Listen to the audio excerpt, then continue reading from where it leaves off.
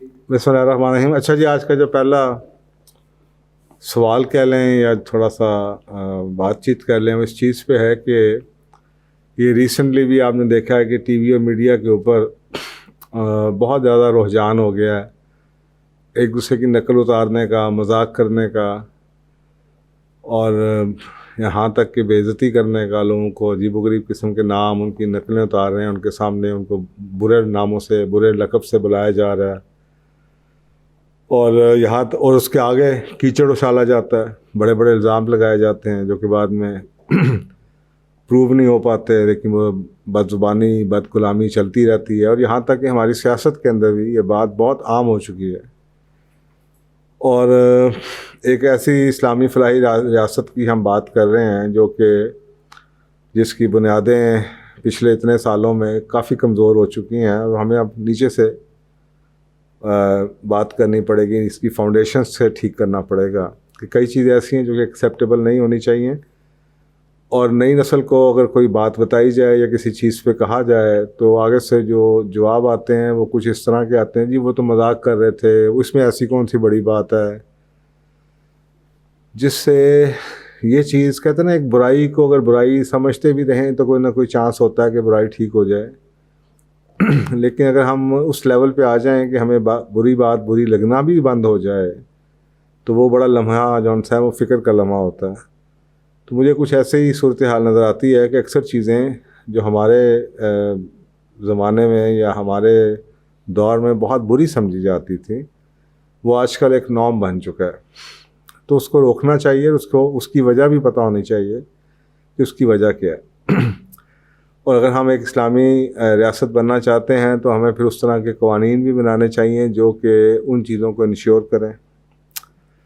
تو سب سے پہلے تو میں بات شروع کرنے سے پہلے اس کے پیچھے جو لاجک ہے وہ آپ کو بتا دوں. حضرت محمد صلی اللہ علیہ وسلم کا آخری حج جو تھا اس میں آپ نے خطبہ دیا، وہ بڑا مشہور ہے، نیٹ پہ آپ کو مل جائے گا. تو اس خطبے میں جو 9 ذی الحج کو آپ نے میدان عرفات میں دیا، آپ نے جو فرمایا، لمبی چوڑی بات ہے کہ اس میں سے کچھ چیزیں جو میں آپ کو بتانا چاہوں گا آج کے اس ٹاپک کے حوالے سے، وہ میں آپ کے سامنے لائنیں پڑھتا ہوں. لوگوں، تمہارے خون یعنی کہ تمہاری جانیں، تمہارے مال، تمہاری مال دولت، اور تمہاری عزت و آبرو قیامت تک ایک دوسرے پہ حرام ہے. جس طرح تمہارے لیے یہ دن، یہ مہینہ اور اس شہر کی حرمت واجب ہے، اور تم سب انقریب اپنے پروردگار سے جا ملو گے جہاں تم سے تمہارے اعمال کا محاسبہ ہوگا. اب یہ 3 چیزوں کا ذکر کیا جا رہا ہے کہ تم سب پہ قیامت تک 3 چیزیں حرام کر دی گئی ہیں. ایک تمہاری جان، یعنی کہ اب تم کسی کو ناحق قتل نہیں کرو گے. دوسری یہ کہ تم کسی کی پراپرٹی، کسی کی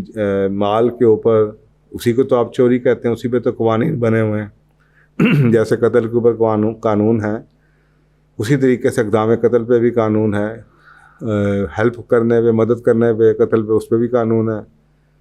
اسی طریقے سے چوری کے اوپر قانون ہے، ڈاکہ کے اوپر، راہ دھنی کے اوپر، فراڈ کے اوپر سب قانون ہے. مالوں کی حفاظت تو بھی ہم نے کر لی، جانوں کی حفاظت بھی شاید ہم نے جیسے بھی قانون ہیں بنے تو ہوئے ہیں. لیکن میرا خیال ہے اب یہ ٹائم آ گیا ہے کہ ہمیں جو تیسری چیز ہے جس پہ آج کل کا سب سے زیادہ جو شور مچا ہوتا ہے وہ ہے عزت و آبرو، جس کو شاید ہم بالکل بھول گئے ہیں. تو اس کے اوپر قوانین بننے چاہیے، اس کے اوپر گائیڈ لائنس میڈیا کے لیے بننی چاہیے. ہمارے سیاستدانوں کو یہ بات پتہ ہونی چاہیے. ایسی بد زبانی، بد کلامی، انگلی اٹھانا، ایک دوسرے پہ کیچڑ اچھالنا، ایک دوسرے کا مذاق اڑانا، ایک دوسرے کے ایسے پروگرامز روک دینے چاہیے. تو یہ جو بے عزتی کرنا ہے، مذاق اڑانا، بد اخلاقی، بد تہذیبی، الزام تراشی، چھوٹی سی بات نہیں ہے، یہ بہت بڑی بات ہے. جیسے میں نے آپ کو بتایا کہ یہ ویسی ہی بڑی بات ہے جیسے کہ آپ نے کسی کو قتل کر دیا،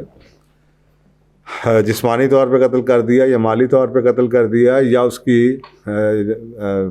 جو آپ کی سائیکولوجیکلی ہے،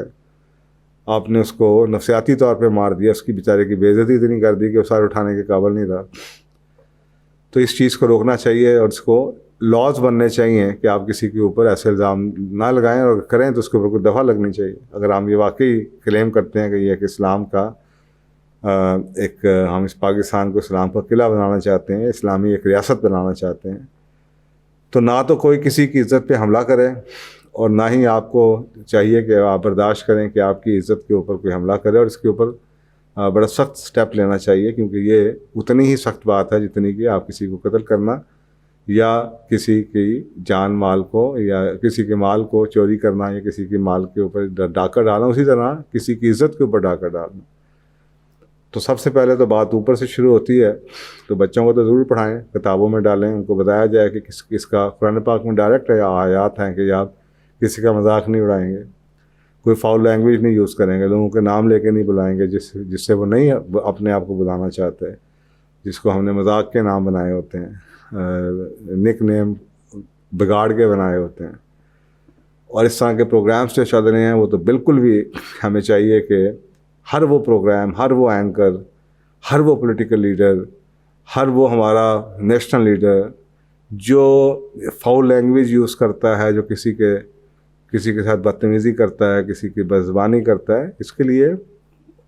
فورم ہونے چاہیے جہاں پہ اگر کوئی آپ کو کسی چیز پہ گریونس ہے تو آپ اس کو جا کے سالو کریں، لیکن یہ نہیں کہ جس کا دل کرے اٹھا کے دوسرے کو الزام تراشی شروع کر دے، اور بعد میں وہ دوسرا شخص جون صاحب اپنے نقصان کو پورا کرنے کے لیے پھر حتیٰ کہ عزت کا دعویٰ کرے اور وہ پتہ نہیں ملتا یا نہیں ملتا، کتنے سال بھاگتا رہے، تو اس کے اوپر باقاعدہ ایسے سخت قوانین بننے چاہیے اور اس کو ویسا ہی کنسیڈر کرنا چاہیے جیسے کہ کسی کی مال اور جان کے اوپر زیادتی کرنا ہو۔ تو میرا خیال ہے کہ اس کو ہماری گورنمنٹ کو بھی چاہیے اور آپ لوگوں کو بھی چاہیے کہ اپنے بچوں کو اس کے بارے میں ایجوکیٹ کریں کہ یہ کوئی چھوٹی سی بات نہیں ہے۔ تو عزت اور آبرو پہ حملہ یہ بھی ناقابل قبول ہے جیسے کہ جان کے اوپر یا آپ کے مال کے اوپر حملہ ہو۔ جزاک اللہ۔